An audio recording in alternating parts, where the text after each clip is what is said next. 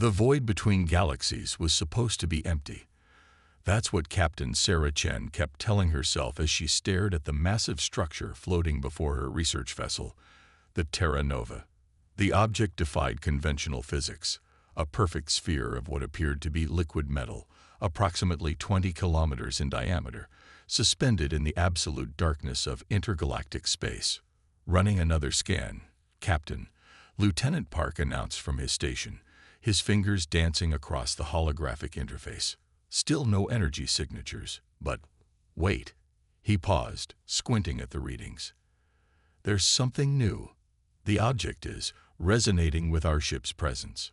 Sarah leaned forward in her command chair, her dark eyes fixed on the mysterious sphere. The Terra Nova had been tracking unusual quantum fluctuations for the past 3 months, following a trail of breadcrumbs that led them far beyond the edge of human space. Now, they had found something that shouldn't exist. "Ma'am," Communications Officer Rodriguez called out, her voice tense. "We're receiving a transmission. It's from the Concordat." Sarah suppressed a groan. The Concordat, a federation of the galaxy's most technologically advanced species, had made it clear that humanity was barely tolerated in their cosmic neighborhood. They viewed humans as primitive, emotional creatures who had stumbled upon faster-than-light travel through sheer luck rather than intelligence. "Put them through," Sarah ordered, straightening her uniform. The holographic display flickered to life, revealing the elongated, silvery features of High Commander Ixel of the Concordat. His crystalline eyes regarded Sarah with barely concealed disdain. "Captain Chen." Ixel's translated voice carried artificial warmth. "How fascinating to find your research vessel so far from your designated exploration zones." "High Commander," Sarah replied evenly. "We're investigating anomalies that could pose a threat to all spacefaring species. The sphere before us is far beyond your species' capability to understand," Ixel interrupted. "The Concordat has been aware of this artifact for millennia. It is one of many remnants left by the precursors, and it is quite dormant. Your presence here is unnecessary." As if in direct response to Ixel's words, the sphere suddenly pulsed with internal light. Waves of energy began rippling across its surface, and Sarah's crew scrambled to analyze the readings. "Captain," Lieutenant Park shouted, "the sphere is generating quantum signatures identical to human brainwave patterns." Ixel's silver face lost some of its luster. "Impossible. Our greatest minds have studied these artifacts for countless generations. They have never shown any response to." The sphere erupted with brilliant blue light, projecting a massive holographic display that filled the space between it and the Terra Nova. Complex mathematical equations and diagrams appeared, written in a script that seemed to shift and change as Sarah watched. "My God," Dr. Evans, the ship's synorchaeologist, whispered.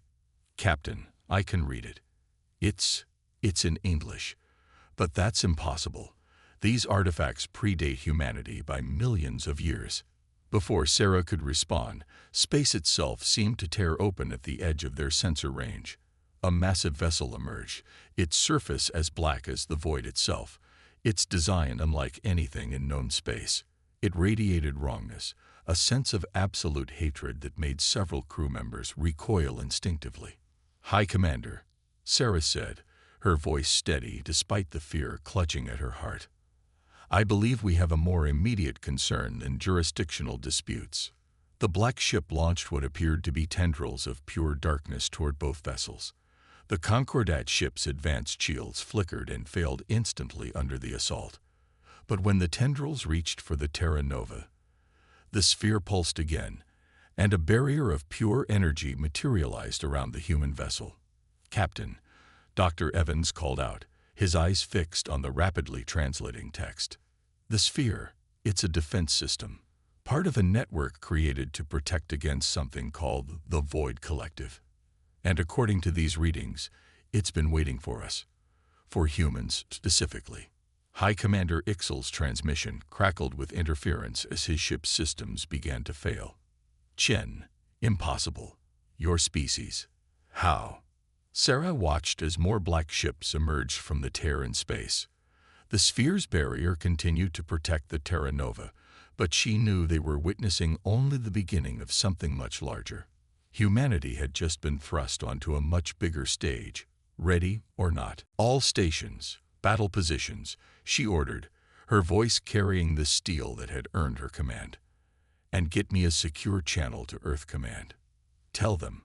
She paused, watching as the ancient defense system continued to respond to their presence, its power growing with each passing moment.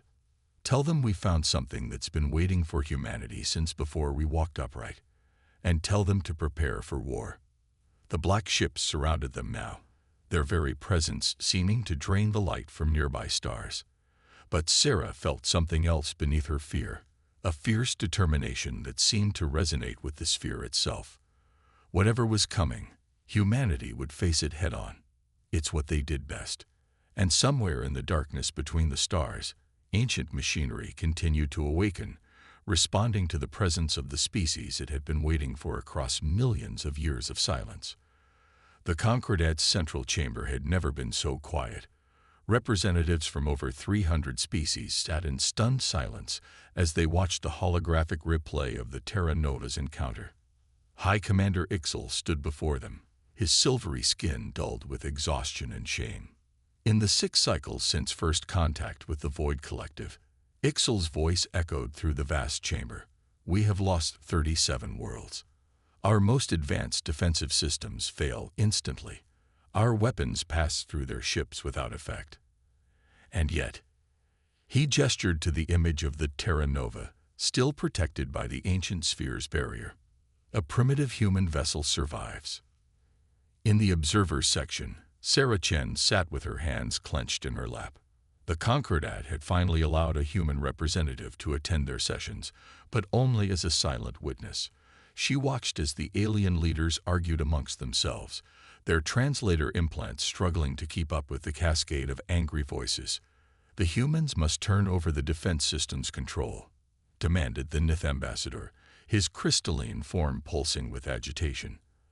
"Our scientists are far more qualified. Your scientists have had millions of years to activate it." A new voice cut through the chamber. Sarah recognized Admiral James Torres, recently arrived from Earth through the emergency quantum channel. He wasn't supposed to speak, but the situation had moved beyond diplomatic niceties.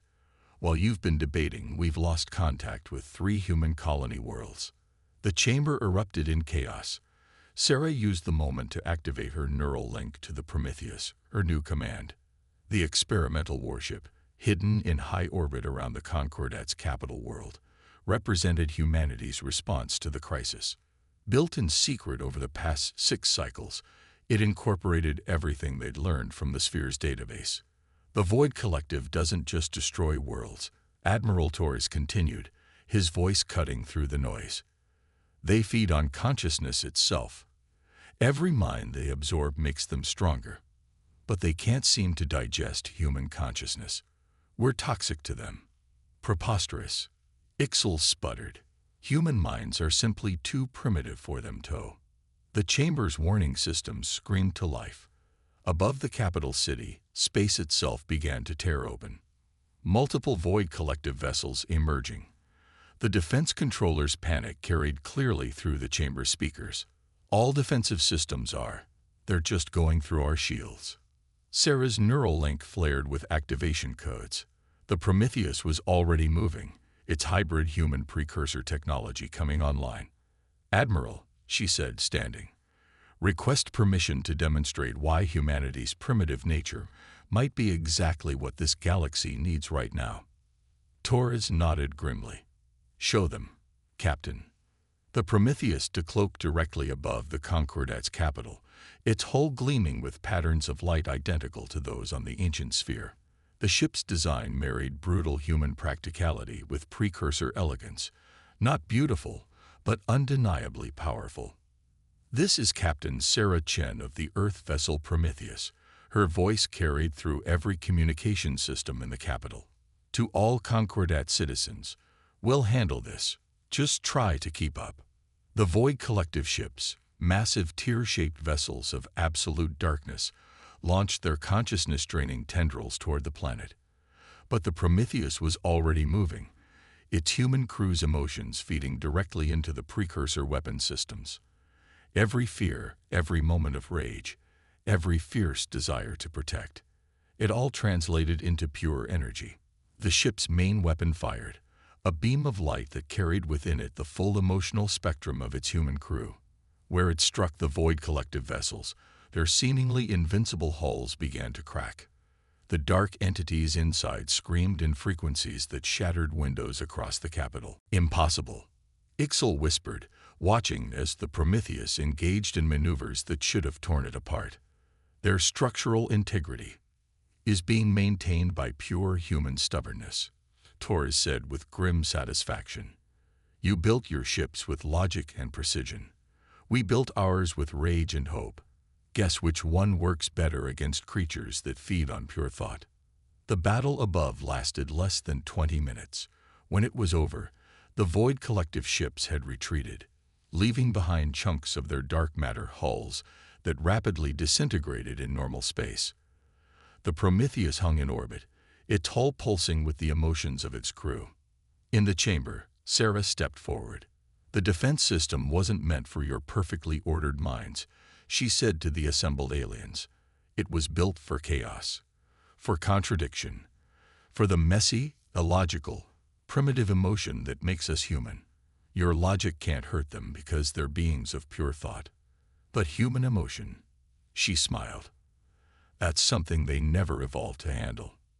You're proposing an alliance, Ixal said slowly, his pride warring with survival instinct. No, Torres corrected. We're proposing a revolution. The precursors didn't leave those spheres as monuments. They left them as weapons, waiting for a species primitive enough, emotional enough, human enough to use them. The chamber remained silent as the implications sank in. Above, the Prometheus continued its patrol, its hull still glowing with the power of human emotion, transformed into a force that could shake the universe. And in the darkness between stars, the Void Collective retreated, experiencing for the first time in their ancient existence an emotion they had never evolved to process: fear of the primitive.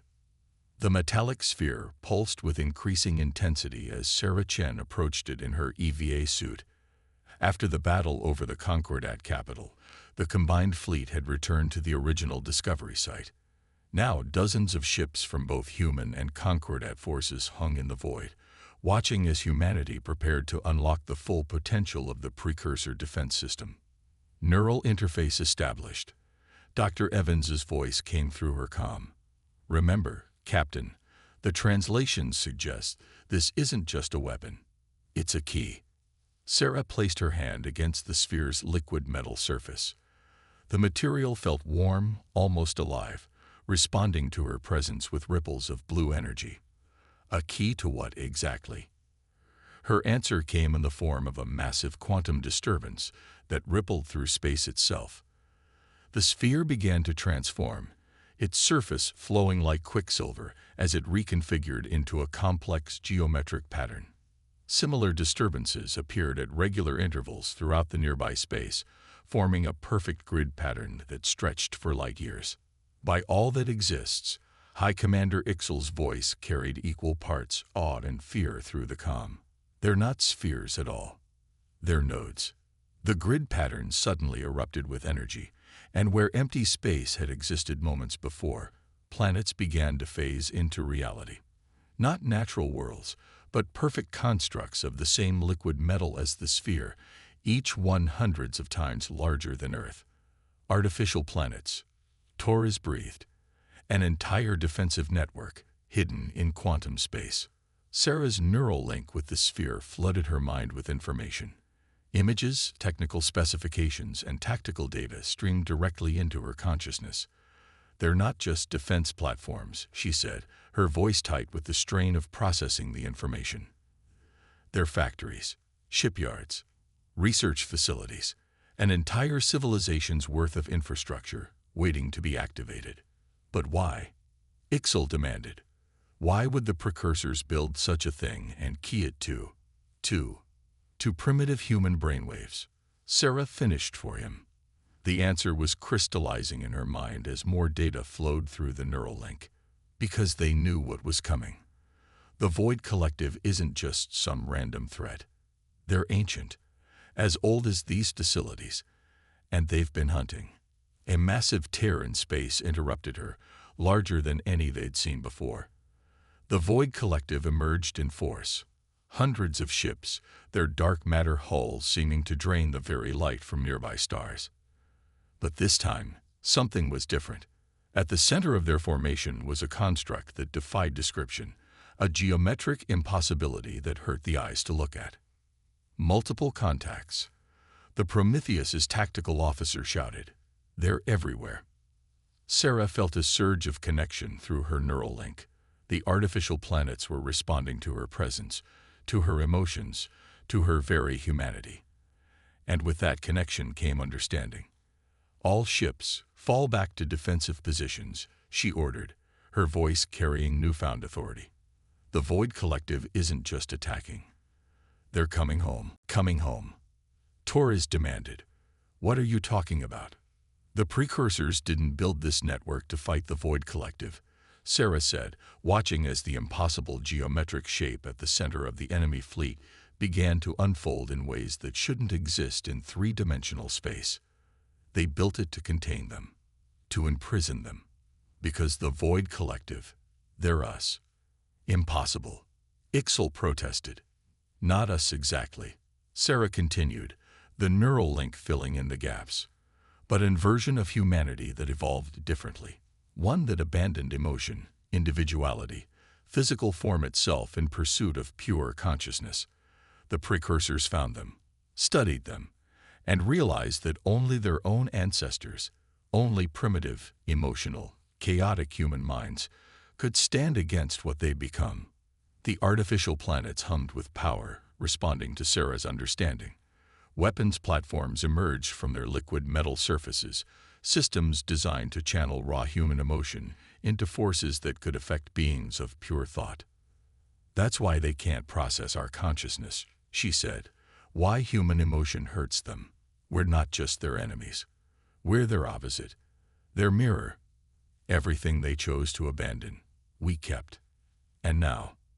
The geometric horror at the center of the Void Collective fleet finished its impossible transformation. In its center was a face, a human face, twisted by millions of years of evolution into pure thought, but recognizably, terrifyingly human. "Now they've come to finish what they started," Sarah said, "to complete their evolution by absorbing the last remnants of what they once were. Us." The artificial planets pulsed with power, drawing on the emotions of every human in the fleet. Fear, anger, determination, hope, all of it transformed into weapons that could affect beings of pure thought. The final battle for humanity's soul was about to begin, fought between what humanity was and what it might become. And in the void between stars, Sarah Chen stood at the center of it all. Her primitive human consciousness, now the key to preventing a future where emotion itself went extinct. "We are what you refuse to become." The voice echoed through every communication system, through every mind. A chorus of billions of consciousness merged into one. The geometric horror at the center of the Void Collective fleet continued to unfold, revealing more impossible angles, more twisted reflections of humanity's face. Sarah Chen stood on the Prometheus's bridge, her neural link to the precursor network burning with information and power. Around her, the combined fleet of humanity and the Concordat faced an enemy that represented humanity's ultimate rejection of emotion. "You are what we discarded," the Void Collective continued. "The weakness of flesh, the chaos of emotion, the inefficiency of individuality. We are what makes us human." Sarah responded, her voice carrying through the neural network to every ship, every station, every artificial planet in the vast defensive grid. "And we're not going to let you erase that." The battle erupted across light years of space. The Void Collective's ships struck with weapons of pure thought, attempting to absorb the consciousness of everything in their path. But the artificial planets responded to human emotion, transforming fear into shields, anger into weapons, hope into healing energy. "Captain," Lieutenant Park called out from his station. "The neural network is evolving. It's learning from us." Sarah felt it through her link. The precursor technology wasn't just responding to human emotions. It was adapting, growing, becoming something new. The liquid metal surfaces of the artificial planets began to flow like mercury, forming new configurations, new weapons, new defenses. "High Commander," Sarah called to Ixel's ship, "get your fleet behind the defensive line. Let us handle the direct engagement. You would face them alone." Ixel's voice carried genuine concern. "Even knowing what they are." "Especially knowing what they are," Sarah replied. "Because now we know why human emotion hurts them so much. It's not just foreign to them. It's a reminder of everything they gave up." The Prometheus surged forward, leading a line of human ships toward the heart of the Void Collective fleet. Each vessel's crew was linked to the precursor network, their emotions amplified and transformed into pure energy. "You cling to obsolete forms," the Void Collective boomed. "To inefficient thought patterns. To chaos." "We cling to love," Sarah shot back. "To anger. To hope. To everything that makes us who we are. And we're about to show you exactly what that means." The Prometheus's weapons fired, not with energy or matter, but with pure, distilled human emotion. Years of research, sacrifice, triumph, and loss, all of it channeled through precursor technology into a force that could affect beings of pure thought. The geometric horror at the center of the Void Collective fleet shuddered. For the first time in millions of years, it experienced something it had thought long discarded: doubt. "Impossible." The chorus of voices wavered. "We evolved beyond such primitive responses." "No," Sarah corrected, as more human ships joined the assault, each one channeling the full spectrum of human emotion into weapons the Void Collective couldn't ignore. "You didn't evolve beyond them. You ran from them. And now they're coming back to remind you of everything you lost." The artificial planets moved in concert, their liquid metal surfaces forming a vast web of energy that began to contain the Void Collective fleet. But the true damage was being done by the emotional weapons, each blast forcing the evolved humans to remember what it felt like to love, to hate, to fear, to hope. "You feel it, don't you?" Sarah pressed, watching as the geometric horror began to crack, lines of light appearing in its impossible surface. "Everything you tried to forget, everything you tried to evolve past, it's still there, waiting. Because you can't just erase part of what makes us human without losing everything that matters." The Void Collected ships began to break formation, their perfect unity disrupted by the flood of remembered emotions. The geometric horror at their center started to collapse in on itself, its impossible angles unable to maintain coherence in the face of such primitive, powerful feelings. "We gave up weakness," the chorus protested, but now individual voices could be heard within it, breaking free. "You gave up strength," Sarah corrected. "The strength to feel, to hurt, to love, to be human." The battle raged across the stars, but it wasn't being fought with conventional weapons anymore. It was being fought with the very essence of humanity. Every laugh, every tear, every moment of rage and joy and love transformed into a force that could remind evolved consciousness of everything it had lost in its pursuit of perfection. And in the heart of that storm, Sarah Chen stood on her bridge, channeling millions of years of human emotion through technology left by those who had foreseen this moment. The moment when humanity would have to choose between evolution and emotion, between perfection and the beautiful chaos of being human. The final confrontation was approaching, and the galaxy was about to learn why the most primitive force in existence, human emotion, was also the most powerful. The geometric horror that was humanity's future collapsed into patterns of pure light, its certainty shattered by the flood of emotional memory. Across the battlefield, Void Collective ships began to break apart, their dark matter hulls unable to contain the awakening consciousness within. What is happening to us?" The chorus of voices had fractured into billions of individual cries, each one remembering what it meant to be singular, to be human. Sarah stood at the center of the precursor network, her consciousness linked to every artificial planet, every human ship, every fragment of the vast defensive grid. Through her neural link, she felt the change rippling through the Void Collective, not destruction, but transformation. Your evolution wasn't wrong, she broadcast, her voice carrying understanding rather than condemnation. But it was incomplete. You tried to become perfect by cutting away everything that made you human. We're offering you a chance to become whole again. The artificial planets moved in concert, their liquid metal surfaces forming a vast sphere around the disintegrating Void Collective fleet.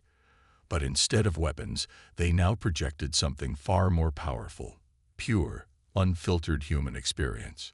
Joy, sorrow, love, hate, hope, fear, the full spectrum of emotion that made humanity what it was.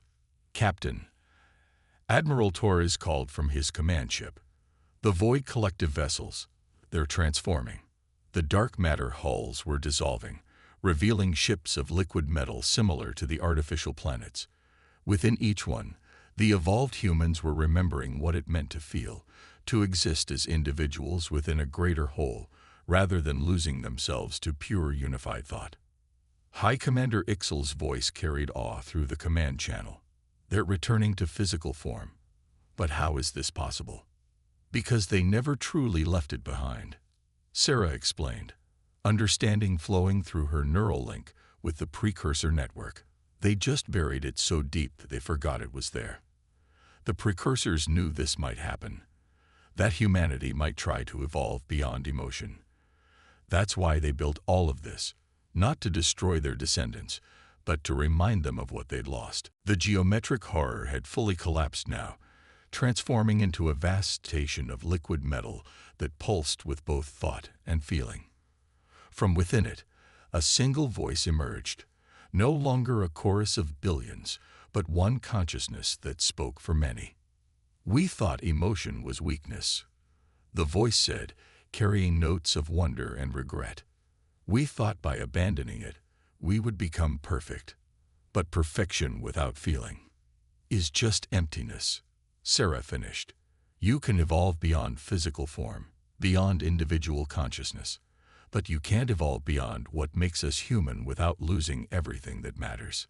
The battle was over, but something far more important was beginning. Across the vast defensive grid, the artificial planets began to reconfigure themselves, transforming from weapons into harbors, research stations, places where two branches of humanity could learn from each other. Your civilization, High Commander Ixel addressed both Sarah and the transformed Void Collective, spans millions of years in both directions, past and future, primitive and evolved, emotion and logic. The Concordat would be honored to help bridge that gap. Sarah felt the approval flowing through her neural link, not just from the precursor network, but from the transformed consciousness of humanity's future selves. The gap was always artificial, she said. We don't have to choose between evolution and emotion. We just have to remember that both are part of who we are.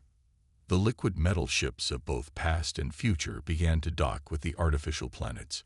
Within them, humans of the present met their evolved kin, each learning from the other. The Void Collective's drive for perfection was tempered by remembered emotion, while humanity's chaotic nature was enhanced by millions of years of accumulated knowledge.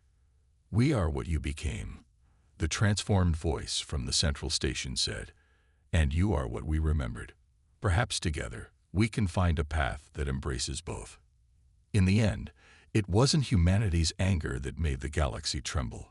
It was their capacity for both emotion and evolution, for feeling and thought, for being simultaneously primitive and advanced. The precursors had known this, had built their vast network not to prevent a future, but to ensure that when humanity finally met itself across the gulf of millions of years, both sides would remember what truly mattered.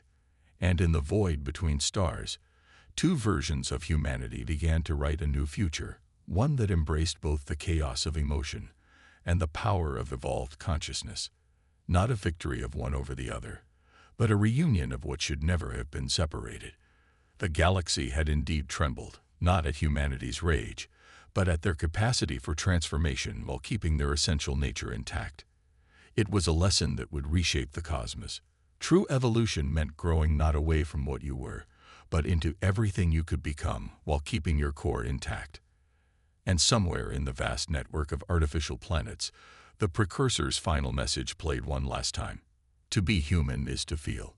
Never forget.